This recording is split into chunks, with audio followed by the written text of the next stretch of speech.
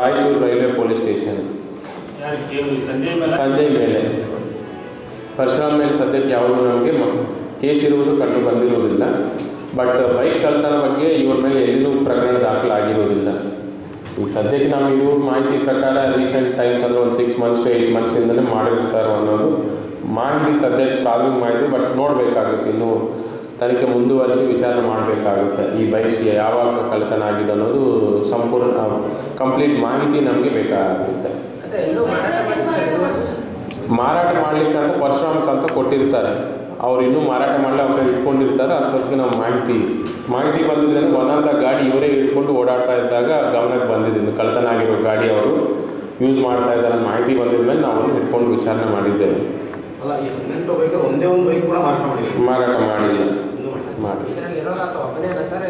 Total 2 ಭಾಗಿಯಾಗಿದ್ದರು. ಒಬ್ಬರು ಕಳ್ತನ ಮಾಡಲಿಕ್ಕೆ, ಇನ್ನೊಬ್ಬರು ಮಾರಾಟ ಮಾಡಲಿಕ್ಕೆ ಅಂತ ಪರಶುರಾಮ್ ಅನ್ನೋರಿಗೆ ಅವರು ಟಾಸ್ಕ್ ಕೊಟ್ಟಿರ್ತಾರೆ.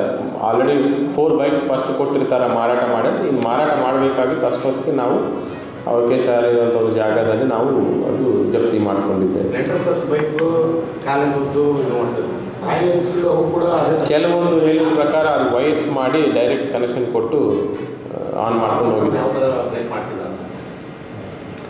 ಎನ್ಫೀಲ್ಡ್ ಆಗ್ತದೆ ಡೈರೆಕ್ಟ್